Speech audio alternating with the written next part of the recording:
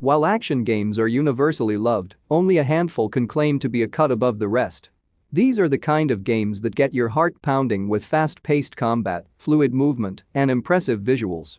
In this video, we'll be highlighting the best action games on PC to play in 2020. The first game of this video is Control.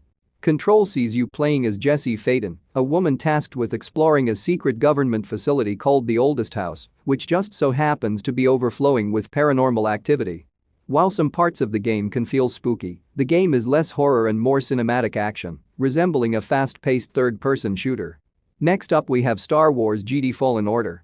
Respawn managed to capture the cinematic quality of the Star Wars films and adapt it to video games in a way that feels both engaging and authentic. Set after the events of Episode 3, Star Wars Jedi Fallen Order sees you playing as Cal Kestis, a Jedi Padawan on a mission to uncover the mysteries of an ancient civilization in a galaxy far, far away. Next up we have Doom Eternal. If there's one thing the Doom series is known for, it's action.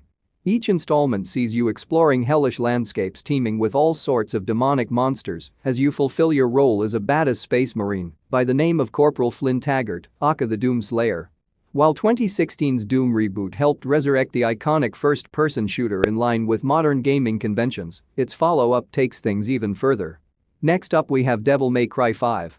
Set 5 years after the events of DMC4, Devil May Cry 5 tells a brand new story from the perspective of 3 playable characters. This time around, Dante is joined by a demon hunter with a retractable arm named Nero, in addition to V, a client of Dante's who can summon animal familiars to battle on his behalf. The trio set off on an adventure to defeat the demon king Urizen before he can wipe out the entire mortal realm. Next up we have Shadow of the Tomb Raider. The third entry in the rebooted Tomb Raider franchise depicts a much dark, morally gray Lara Croft than previous installments. Developed by Eidos Montreal, the action stealth game follows the explorer as she travels to a tropical rainforest to stop the evil organization Trinity from triggering an ancient Mayan curse.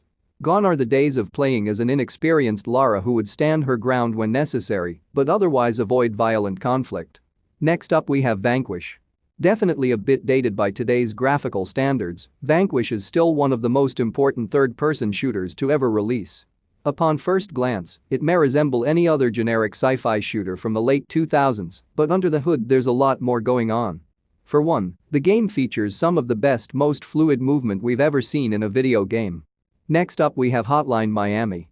At the start, Hotline Miami presents itself as a top-down stealth game where you're both outgunned and outnumbered by enemies.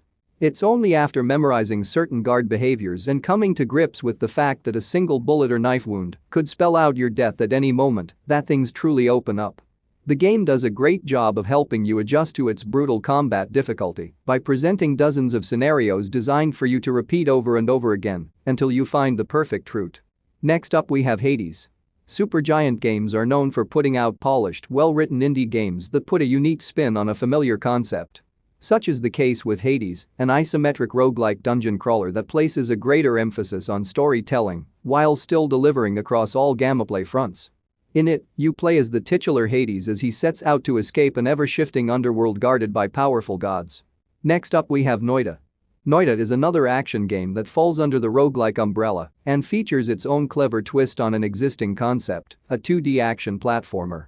In it, you control a magic-wielding witch with the power to freeze, explode, or melt anything that crosses their path by crafting and casting new spells while exploring procedurally generated dungeons ranging from dark coal mines to freezing cold wastelands. Next up we have Katana Zero. Katana Zero is a stylish 2D action platformer that sees you playing as a katana-wielding assassin known as Subject Zero as he fulfills contracts issued by his psychiatrist. In addition to giving you assignments, your therapist also provides Chronos, an illicit street drug that lets the user slow down time and look into the future. The game is laid out in a series of side-scrolling levels that introduce new enemy types and traps as you progress. So that's it guys, thanks for watching this video, subscribe to your channel Games Down and press the bell icon for more gaming videos.